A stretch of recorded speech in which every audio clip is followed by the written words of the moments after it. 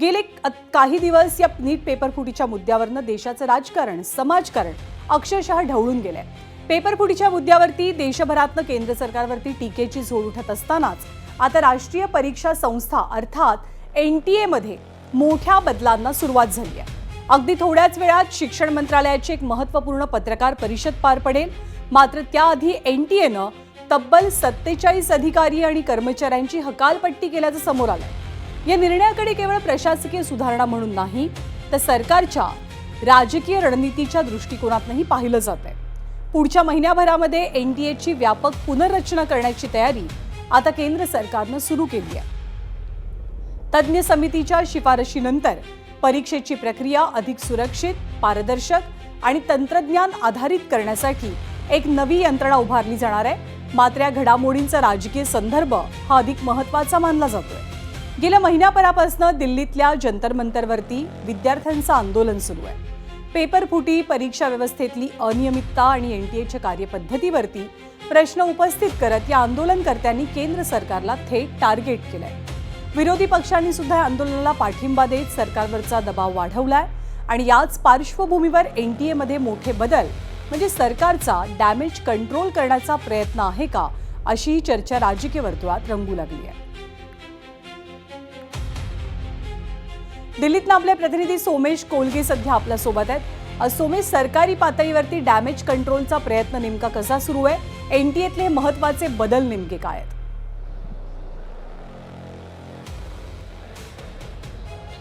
निश्चितच ज्ञानदा, याविषयी NTA मध्ये कोणते बदल केले जावेत याबाबत एक उच्चस्तरीय समिती यापूर्वीच स्थापन करण्यात आली होती आणि त्या समितीच्या शिफारशींच्या आधारे हे काही बदल केले जाणार होते। परंतु आता जी माहिती आपल्याला येत होती त्यानुसार 8 वाजता जी मोठी घडामोड घडणार होती NTAच्या बाबतीत, त्यानुसार 47 अधिकारी, नॅशनल टेस्टिंग एजन्सीचे 47 अधिकारी बडतर्फ करण्यात आलेले आहेत।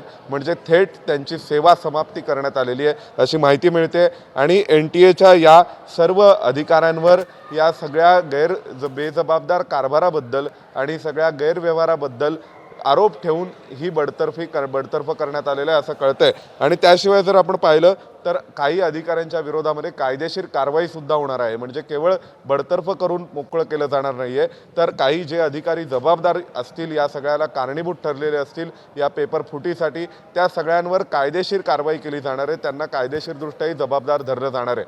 त्याशिवाय NTA मध्ये सध्या जी आउटसोर्सिंग पद्धतीने स्टाफ भरला जातो त्यामध्ये काही बदल केले जाणार आहेत। आता नव्याने 16 जणांची एक टीम असेल, ज्यामध्ये 8 जॉईंट डायरेक्टर आणि 8 डायरेक्टर लेवलचे पद असतील आणि या पदांवरती सेंट्रल स्टाफिंग स्कीमच्या मार्फत पदही भरली जाणार आहेत। म्हणजे सेंट्रल गव्हर्नमेंटचे अधिकारी हे cabinet secretary, cabinet committee on अपॉइंटमेंटच्या अप्रुव्हलनी या ठिकाणी कदाचित भरली जातील। आणि NTAला मजबूत करण्यासाठी NTAकडून ज्या प्रकारचे NTA मध्ये गलथान कारभार झाला आणि ज्याचा परिणाम म्हणून नीटचा पेपर फुटला आणि त्यामुळे आज ही सगळं आंदोलन सुरू झालेलं आहे, तर या सगळ्या पार्श्वभूमीवर ही मोठी कारवाई होते। त्याचवेळी NTA मध्ये संस्थात्मक आणि तिथले रचनात्मक बदल केले जाणार आहेत, त्याविषयीची माहिती सुद्धा समोर येते। त्यामुळे नॅशनल टेस्टिंग एजन्सीचा चेहरा मोहरा बदलून टाकायचं सरकारने ठरवलंय। निश्चितच विद्यार्थ्यांचं आंदोलन जोर धरते आणि त्या पार्श्वभूमीवर सरकारकडून डॅमेज कंट्रोलसाठी काही सुधारणांसाठी आणि काही रिफॉर्म्स केले जात आहेत, या दृष्टीने ते दिसावेत याची काळजी घेतली जाते।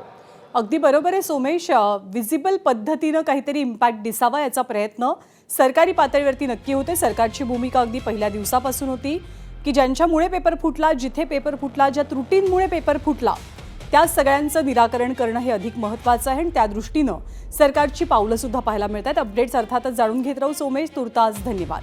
दरम्यान विद्यार्थ्यांच्या हक्कांसाठी जंतर मंतरवरती सुरू झालेल्या आंदोलनाचा प्रमुख चेहरा म्हणजे सोनम वांगचुक यांचा। सोनम यांनी सरकारविरोधात भूमिका घेत अन्नत्याग आंदोलन पुकारलं। गेले 26 दिवस त्यांनी सरकारविरोधात आक्रमक भूमिका घेतली, पण अचानक सूत्र फिरली आणि मध्यरात्री केंद्रीय मंत्र्यांच्या उपस्थितीत सोनम वांगचुक यांच्या उपोषणाची सांगता झाली। त्यांनी उपोषण मागे घेतलेलं असलं तरी आंदोलन मात्र कायम आहे। पण वांगचुक यांनी मागे घेतलेल्या उपोषणापेक्षा जास्त चर्चा सुरू झाली आहे ती राजकीय समीकरणांची। कारण ज्या सरकारविरोधात आंदोलन होतं त्याच सरकारच्या मंत्र्यांच्या उपस्थितीत हे उपोषण संपलं आणि ज्या विरोधकांनी या आंदोलनाला पाठिंबा दिला त्यांच्यापैकी एकही नेता तिथे उपस्थित नव्हता। त्यामुळे पडद्यामागे नेमकं काय घडलं सरकारनं अर्धी लढाई आता जिंकली आहे का आणि काँग्रेस वांगचूक यांच्यात काही बिनसलंय का याविषयीचा हा स्पेशल रिपोर्ट पाहूया.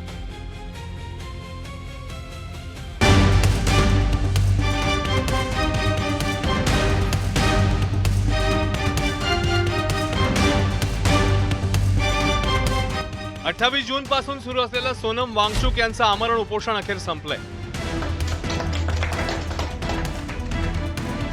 मध्यरात्री मेदांता रुग्णालयात केंद्रीय मंत्री जे.पी. नड्डा आणि केंद्रीय राज्यमंत्री डॉक्टर जितेंद्र सिंह यांच्या उपस्थितीत वांगचूक यांनी उपोषण सोडलं.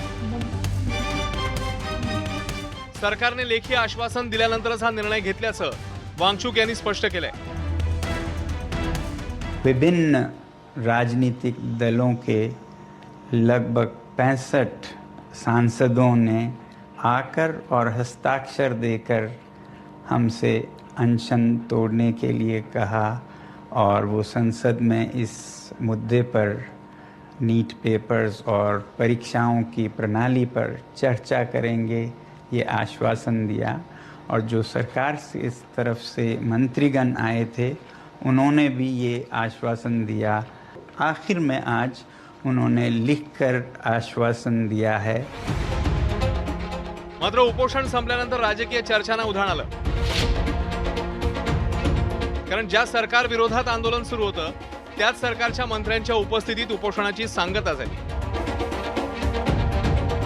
पण आंदोलनाला पाठिंबा देणाऱ्या विरोधी पक्षांचे एकही मोठे नेते किंवा कार्यकर्ते तिथे दिसले नाहीत.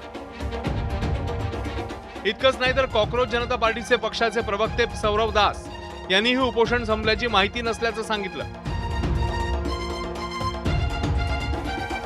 मात्र सकाळी सीजेपीचे संस्थापक अभिजित दीपकेंनी वांगचूक यांनी उपोषण सोडल्यानं दिलासा मिळाल्याचं म्हटलं. सोनम सर ने अपना हंगर स्ट्राइक तोड़ दिया है तो इससे हमें बहुत ही खुशी और राहत मिली है क्योंकि सोनम सर की जो लाइफ है वो इस देश के लिए बहुत ज़्यादा कीमती है. कॉकरोच जनता पार्टी का जो प्रोटेस्ट है जंतर मंतर पर वो वैसे ही चलता रहेगा जब तक धर्मेंद्र प्रधान इस्तीफा नहीं देते. दरम्यान ठाकरेंच्या शिवसेनेचे खासदार संजय राऊत यांनीही या घडामोडींवर प्रतिक्रिया दिली आहे. तर आम आदमी पक्षाचे खासदार संजय सिंह यांनी केंद्र सरकारच्या भूमिकेवर प्रश्न उपस्थित करत सरकारच्या दुटप्पीपणावर टीका केली आहे. जंतर मंतर इथून त्याने हे उपोषण सुरू केलं होतं. तिथे येऊन त्याने उपोषण सोडलं असतं तर देश अधिक आनंदित झाला असता. अनेक संघटना संस्था आणि राजकीय पक्ष एकत्र आले. त्यांच्यापैकी तिथे कोणी एखादा प्रतिनिधी उपस्थित असायला हवा होता. किमान अभिजित दीपके असायला पाहिजे. हुजूर आते आते बहुत देर कर दी. 25 दिन से सोनम वांगचूक जी आमरण पे थे. प्रधानमंत्री को उनकी सुध लेने की फुर्सत नहीं मिली. पूरी दुनिया की सैर उन्होंने की, मेलोडी चॉकलेट उन्होंने खाई, लेकिन एक व्यक्ति अपना जीवन दांव पे लगा के नौजवानों का मुद्दा उठा रहा था, उसके बारे में बातचीत करने की फुर्सत प्रधानमंत्री को नहीं थी. जब वो देख रहे हैं कि आंदोलन का विस्तार पूरे देश में हो रहा है तब वो ये सारी चीजें कर रहे हैं. तो उनका ये दोहरा चरित्र लोग समझ रहे हैं. या सगळ्यात सर्वाधिक चर्चेत राहिलं ते वांगचूक यांच्या पत्नी गीतांजली आंगमो यांचं विधान. राहुल गांधी यांच्या 20 जुलैच्या पंतप्रधान निवासस्थानाबाहेरील आंदोलनावर त्यांनी टीका केली आहे. राहुल गांधींच्या पंतप्रधान निवासस्थानाबाहेरील आंदोलनामध्ये प्रामाणिकपणा नव्हता. त्यांनी जंतर मंतरवर यायला हवं होतं. हे आंदोलन म्हणजे ढोंगीपणा होता. एकीकडे काँग्रेसकडून विद्यार्थी आंदोलनाचं भांडवल केलं जात असताना वांगचूक यांच्या पत्नीकडूनच त्याच्यावर टीका झाल्यानं पक्षाची कोंडी झाली. दुसरीकडे पंतप्रधान मोदींनीही एक्सवर पोस्ट करत सोनम वांगचूक यांच्या प्रकृतीत लवकर सुधारणा व्हावी अशा शुभेच्छा दिल्या. मात्र या शुभेच्छांपेक्षा अधिक चर्चा सुरू आहे ती राजकीय घडामोडींची. वांगचूक यांनी उपोषण मागे घेतल्यानं सरकारला नैतिक विजय मिळाला का, की आंदोलनाचं राजकारण करण्याचा प्रयत्न करणाऱ्यांनाच हा धक्का ठरलाय? ब्युरो रिपोर्ट, एबीपी माझा. तर सोनम वांगचूक असोत किंवा सीजेपीचे अभिजित दिपके असो, हे सर्वांनी आंदोलन एका मुद्द्याला धरून सुरू केलेलं होतं. पण वांगचूक यांनी सीजेपीला विश्वासात न घेता उपोषण मागे घेतल्यामुळे अनेक नव्या शक्यतांना आणि चर्चांनाही जन्म मिळालाय. त्यामुळे वांगचूक यांनी उपोषण मागे घेतल्यावरती सोनम वांगचूक आणि कॉक्रोच जनता पार्टीच्या मागण्या या वेगवेगळ्या असल्याचं सुद्धा पाहायला मिळालं. या मागण्या दोनही बाजूंच्या नेमक्या कोणकोणत्या आहेत किंवा काय आहेत आपण पाहूया. सोनम वांगचुक यांची मागणी आंदोलक विद्यार्थ्यांवरती कारवाई किंवा गुन्ह्याची नोंद होऊ नये, तर सीजेपी म्हणते केंद्रीय शिक्षण मंत्री धर्मेंद्र प्रधान यांचा राजीनामा घ्यावा. वांगचुक यांची भूमिका की पेपर फुटीनंतर नैराश्यातनं आत्महत्या केलेल्या विद्यार्थ्यांच्या कुटुंबियांना योग्य आर्थिक भरपाई दिली जावी. सीजेपी म्हणते की पेपर फुटीमुळे जीव संपवलेल्या विद्यार्थ्यांच्या कुटुंबियांना 1 कोटी रुपयांची नुकसान भरपाई मिळावी. सोनम वांगचुक यांची भूमिका की शिक्षण व्यवस्थेतल्या त्रुटी दूर करण्यासाठी आणि पेपर फुटी रोखण्यासाठी ठोस उपायांवरती चर्चा आणि अंमलबजावणी अपेक्षित आहे, तर सीजेपी म्हणते की जोवर मागण्या पूर्ण होत नाही तोपर्यंत जंतर मंतरवरती हे आंदोलन असं सुरू राहील.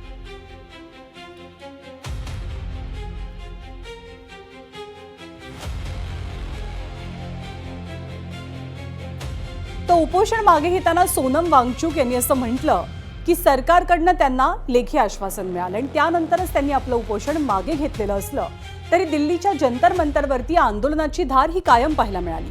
आंदोलक विद्यार्थ्यांनी आंदोलनापासून मागे हटण्यास स्पष्टपणे नकार दिला आणि आपली आक्रमक भूमिका कायम ठेवली. त्यामुळे वांगचुक यांनी उपोषण जरी सोडलेलं असलं तरी आंदोलन काही संपलेलं नाही असा संदेश विद्यार्थ्यांनी दिलाय. त्यामुळे सरकारला दिलासा मिळालेला असला तरी राजकीय आणि आंदोलनाचा संघर्ष अद्याप कायम पाहायला मिळतोय. उपोषण सडलं. आंदोलनामध्ये जी आपली प्रमुख मागणी ती सुद्धा त्यांच्या ते ठाम आहेत त्या गोष्टीवरती. 33 दिवस झालेले आहेत. 33 महिने जरी लागलं तर मग ते उपाशी राहावं लागेल, लाठा खावं लागेल, त्या सगळ्या गोष्टीची आमची तयारी आहे आणि आम्ही आता मागे हटणार नाही. जोपर्यंत धर्मेंद्र प्रधानचा राजीनामा घेणार नाही तोपर्यंत आम्ही इथून हटणार. सरकार हमारी मांग को पूरी करते धरना खत्म हो जाएगी. कोई बहुत बड़ी चीज नहीं है. सरकार हमारी मांगे पूरी करे, बात खत्म. मुआवजा अभी घोषणा किसी कोई ऐसा कुछ नहीं है, जुमले हैं बहुत तरीके. लेकिन इस्तीफा ये आपकी पहली मांग है. कानून तो पहले भी बहुत लाए गए, इतने सारे रेप के मामले में भी वो फास्ट ट्रैक कोर्ट चला है, कितने में सजा हुई है आप बता दो. मेरी बात सुनो, जैसे कोई भी बीजेपी का अदर सदस्य बैठा देते हैं उसकी जगह हमारे जैसे सोनम वांगचुक सर है उसको ही बैठा दे, उससे वो भी अच्छा होगा. तर पेपर फुटी आणि परीक्षा व्यवस्थेतल्या कथित गैरव्यवहाराच्या मुद्द्यावर केंद्र सरकार आणि कॉकरोच जनता पार्टी यांच्यामध्ये चर्चेच्या फेऱ्या सुरू असतानाच आंदोलनाला आता नवीन राजकीय वळण मिळालंय.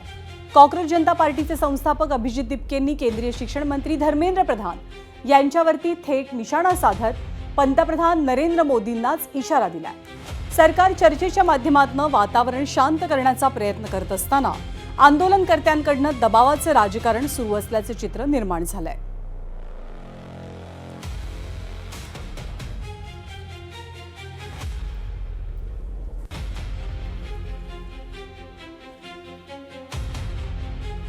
रिक्वेस्ट रहेगी नरेंद्र मोदी जी से, इस्तीफा ले लीजिए सर. धर्मेंद्र प्रधान का इस्तीफा ले लीजिए. अगर आप धर्मेंद्र प्रधान का इस्तीफा नहीं लेंगे तो ये जो देश भर में युवा सड़कों पर उतरे हैं ना, वो आपका इस्तीफा मांगना शुरू कर देंगे फिर. तो स्टूडेंट्स की भी भलाई इसी में है कि धर्मेंद्र प्रधान का इस्तीफा हो जाना चाहिए और स्टूडेंट्स से ज्यादा भलाई नरेंद्र मोदी की है कि धर्मेंद्र प्रधान का इस्तीफा हो जाना चाहिए. अगर धर्मेंद्र प्रधान का इस्तीफा नहीं होता है तो कहीं ना कहीं नरेंद्र मोदी जी की कुर्सी पर भी सवाल उठेगा फिर. तर आता या सगळ्या घटनाक्रमामध्ये परिस्थिती अशी आहे की एका बाजूला केंद्र सरकारचे मंत्री आंदोलनकर्त्यांशी संवाद साधतायत, तोडगा काढण्याचा प्रयत्न करतायत, तर दुसऱ्या बाजूला कॉकरोच जनता पार्टी संघर्ष आणखी तीव्र करण्याचा इशारा देते. म्हणून आता प्रश्न केवळ चर्चेचा नाही तर सरकारच्या पुढच्या पावलांचा आहे. सरकार आंदोलनाला सामोरं जाणार की संवादातनं मार्ग काढणार आणि आंदोलनकर्ते चर्चेच्या टेबलवरती थांबणार की रस्त्यावरची लढाई आणखी आक्रमक करणार.